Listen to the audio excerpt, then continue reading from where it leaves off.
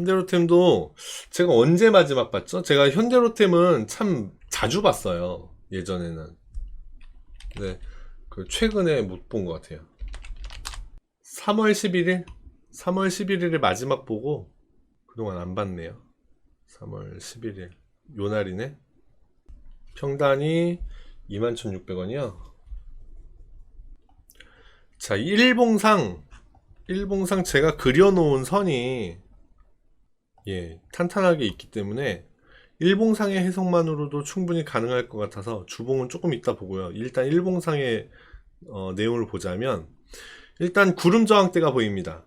19,170원 170원을 왜 그런지 모르겠지만 하여튼 19,100원 언저리 19,100원부터 21,150원 요 사이는 구름 저항대더라. 요 아래로 좀 크게 보자면 여기에서는요, 여기에서도 튕기고 여기에서도 튕기고 아래로 뚫고 내려갔다가도 다시 올라가고 여기 튕기고 중간에 계속 구름 저항 튕기죠 튕기고 그러더니 다시 아래로 쑥. 근데 여기에서 122평선 튕겼네요. 요번에는 다행히 122평선을 튕겼는데 이제 요 구름 저항 때는 이해가 됐죠. 지울게요. 보기가 복잡해서 지우는데 요 위에 있는 요 선은 여기에 추세를 그리고 있죠. 추세를 그리고 있습니다. 그런데 최근에 어떻게 됐죠? 추세가 푹 날라주는가 싶더니 쑥 빼버렸어요. 그러더니 다시 살짝 반등했다가 뚝뚝뚝 여기에서 뚫고 내려가 버렸습니다. 뚫고 내려갔는데 120 쭉 내려가다가 큰 음봉을 그리면서 120평선에 딱 맞고 아이쿠야 하고 쑥 회복을 했죠. 그 다음에 하나 둘 셋 오늘까지 3일 동안 회복을 했습니다. 그런데 오른쪽 끝에 한번 보세요. 어떻게 보이시죠? 이제 제 방송을 자주 어느 정도 많이 제 방송을 보시면서 공부를 하신 분들이라면 이제 이게 보이셔야 됩니다. 보세요. 제가 어떤 지지 저항선, 추세선을 돌파하고 나면 반드시 한번, 반드시는 아니고 안 그런 애도 있어요. 안 그런 애도 있는데 거의 대부분의 종목들이 꼭 한 번은 여기를 확인하러 온다고 하죠. 이렇게, 그쵸? 그게 위로 돌파가 됐든 아래로 돌파가 됐든 똑같습니다. 근데 여기 보세요. 아래로 돌파했죠? 돌파했다가 아이쿠야 깜짝이야 그러고 위로 쑥 올라왔습니다. 그쵸? 위로 쑥 올라왔어요. 근데 어디서 멈췄죠? 추세선에서 멈췄죠? 내일, 모레, 한 이틀? 이틀 3일 안에 여기를 뚫고 위로 올라와 줘야 됩니다. 그래야 기존 추세를 유지할 수 있어요. 그렇다고 한다면 그때는 좋은 흐름이 예상됩니다. 왜냐? 휩소제가 여러 번 말씀드렸죠? 아래쪽으로 뚫고 이거 아래쪽으로 기존 추세 망가지고 아래로 깨나보다. 그래서 아래쪽으로 이제 망가질 모양이다. 근데 이게 휩소였어. 그러면 반대의 방향으로 간다라고 말씀드렸죠? 다시 얘기하면 얘가 내일 한 앞으로 2, 3일 안에 이 위로 쑥 올라온다면 그러면 앞으로 얘가 다시 에너지를 팡팡팡팡 내서 위로 올라갈 모양입니다. 이게 휩소가 되는 거예요. 그런데 그렇지 않고 여기를 또 저항받고 내려온다. 그 전에 지지했던 자리니까 이제 뚫고 내려왔으니까 저항 역할을 하겠죠. 여기를 저항받고 내려오더라. 그러면 도망쳐야 된다. 이제 더 이상 현대로템을 보기는 쉽지 않겠구나.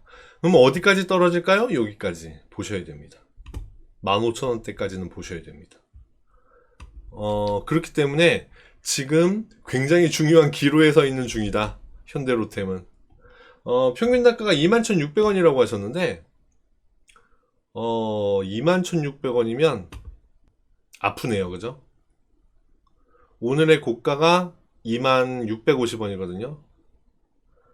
21,000원 가까이 오면 그냥 손절을 일단 하시는 것이 좋지 않을까. 일단은 확률로 말씀드리자면 추세선을 뚫은 거 맞고요. 여기를 저항받고 내려올 확률이 조금 더 큽니다. 예, 이게 조금 더 커요, 확률은. 일어날 확률로 보자면. 근데 얘가 휩소일 확률, 그러니까 다시 얘기해서 뚫고 내려갔지만 다시 위로 쑥 올라오는 이럴 확률은 30% 정도 될까요? 아니다. 그거보다 적겠네요. 10%에서 20%? 많이 봐줘야 20% 정도? 일어날 확률은 그렇습니다. 일단 돌파되고 나면 여기를 저항받고 내려올 확률이 그거보다는 훨씬 큽니다. 그렇기 때문에 저라면 2,100원 선에다가 그냥 자동 매매 걸어놓고 얘가 위로 살짝 올라왔다가 바로 쑥 내려가 버릴 수 있잖아요. 그러니까 2천 한 2만 1,000원? 2만 한 800원? 요쯤에다가 자동 매매 걸어놓고 그냥 탈출할 것 같습니다. 예. 그게 훨씬 좋아 보여요. 근데 탈출했는데 위로 다시 쑥 올라오더라.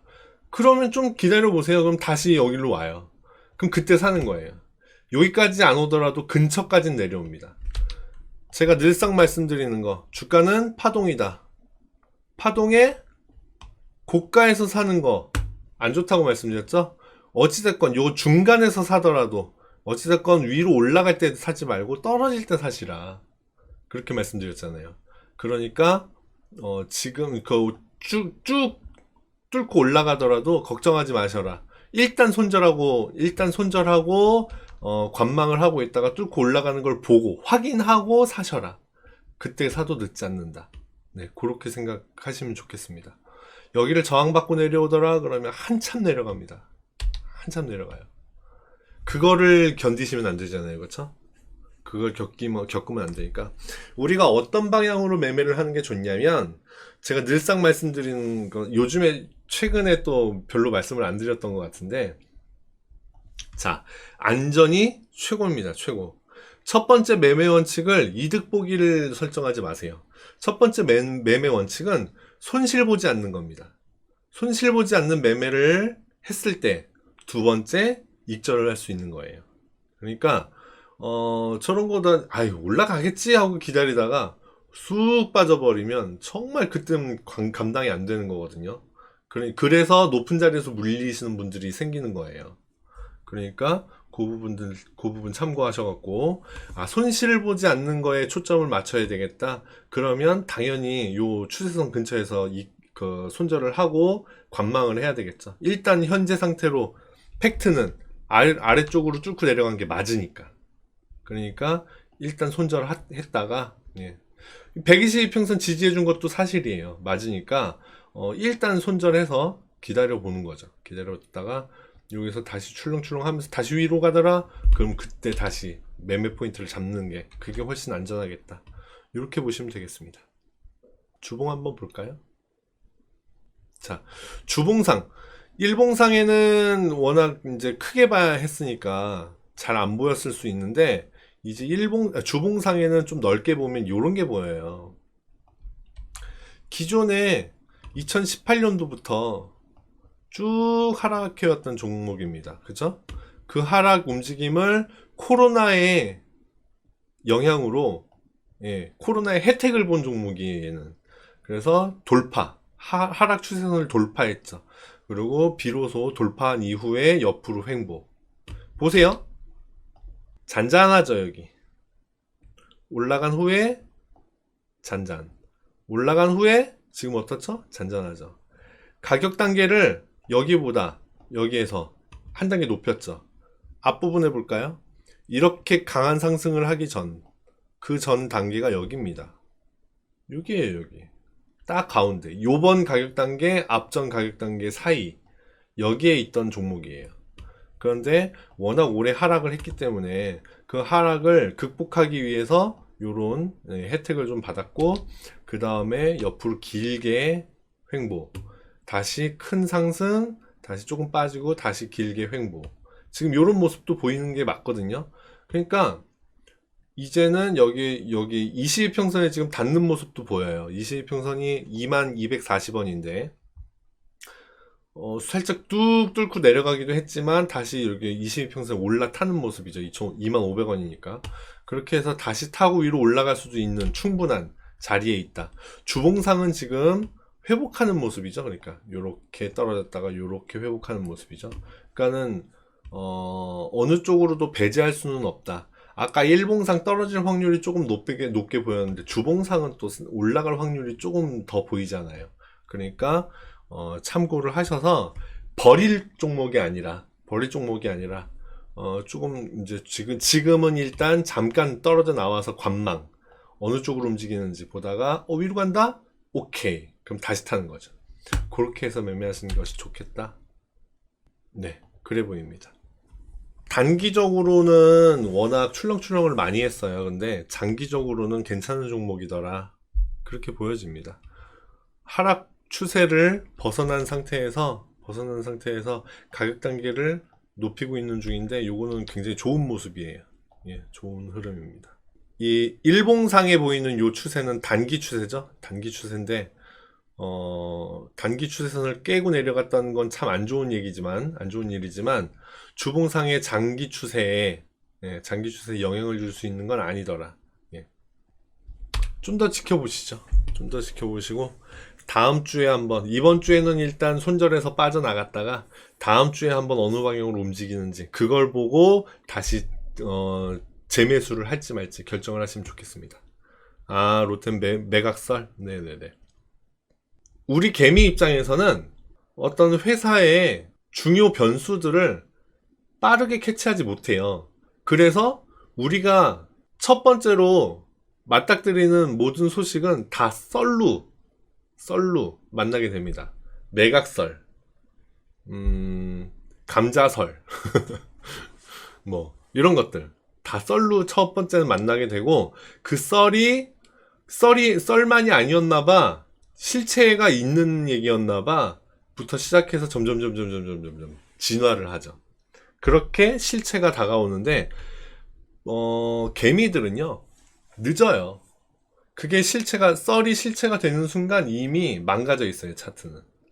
그러면 뭘 보고 대응을 해야 되느냐? 차트상에 대주주들 있죠? 큰 손들한테는 정보 접근력이 조금 더 크다고 보셔야 됩니다. 그럼 그들이 빠져나가는 모습이 보인다. 이미 차트상에 좀 그려놓고 있어요. 빠져나가는 게 보이더라. 그러면 이게 썰만이 아니구나. 실체가 있는 거구나. 그렇게 해서 빠져나가는 거예요. 그래서 저 같은 경우는 우리 개미들 입장에서는 정보 접근력이 아무래도 떨어질 수밖에 없기 때문에 차트를 해석하는 게 맞다. 라는 측면에 좀 차트 긍정론? 이런 게 좀 있거든요. 예. 정보 접근력 측면에서는 차트 해석하는 것이 훨씬 유용할 때가 있다. 그렇게 보입니다. 일단은 현대로템은 버리지는 마시고 일단은 잠깐 관망을 했다가 손절을 해서 나오기를 추천을 드렸는데 나는 뭐 지금 122평선 밑으로 내려갔을 때에도 견뎠는데 뭐 이 정도는 괜찮다라고 하신다면 그냥 지켜보셔도 괜찮아요. 그냥 지켜보셔도 괜찮은데 어느 쪽으로 갈지는 지금 향방을 정하려고 하는 중요한 기로에 서 있는 거 맞다. 오늘은 다 그런 모양이네요. 힘스도 아까 그랬는데 현대로템도 그런 모습입니다.